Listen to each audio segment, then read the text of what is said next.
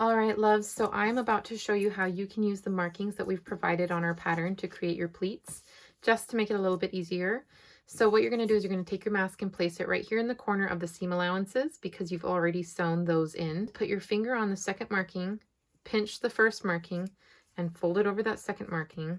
And put your finger down on the fourth marking, pinch the third marking, and fold it over the fourth marking. And then you have your pleats. And what I'm going to do is I'm going to pin those in real quick.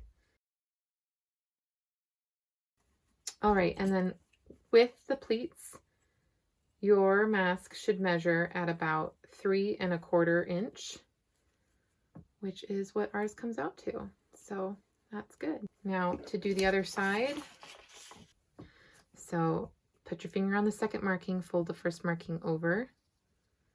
Put your finger on the fourth marking, fold the third marking over. There we go. And I'm going to pin these down as well.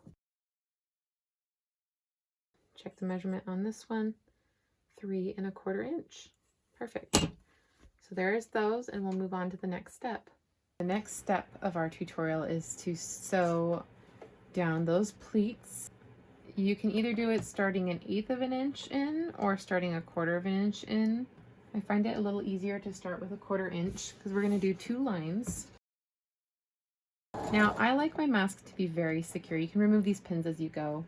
So I kind of do some extra steps here, and it just involves a lot of back stitching. So right here I can feel the fold, the first fold, and what I'm going to do is back stitch over it.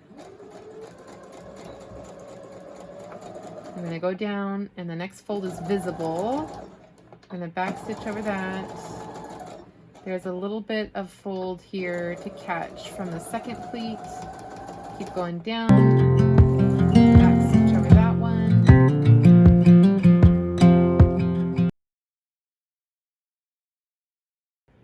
You could also use a double needle if that is easier for you.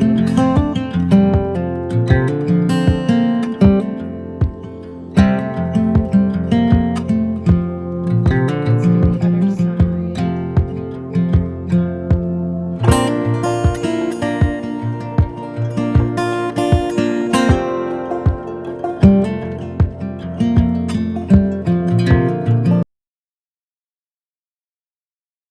There is your finished mask, my friends, and one extra step that I like to take with this is to sew the chin.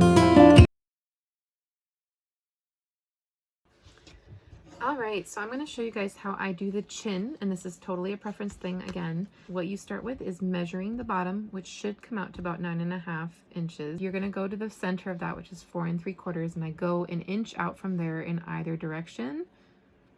Pinch that, and what I do is I tuck in about 1/4 of an inch pleat on both sides of that. So there's those, and all I'm going to do now is sew over those pleats, and we're going to have a finished mask.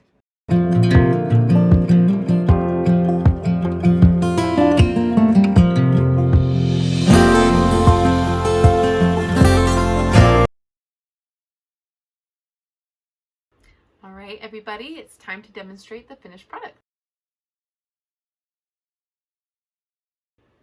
So as you can see, I am talking with the mask and it's not being pulled off my face. That's the little chin bit there. And yeah, it fits great. And then what's great about this mask is you have the little pocket to stick another filter in. These wash great. We have our own washing guidelines for the material that we use to make these masks, but we recommend that you follow the CDC guidelines for washing masks to ensure that they are actually safe. Thanks for joining, everybody. I hope you found this tutorial useful. Have fun making all your at-home masks. Definitely send us pictures or tag us, the PNW Dream, on Instagram or Facebook. We'd love to see your work, and let us know how you like the pattern.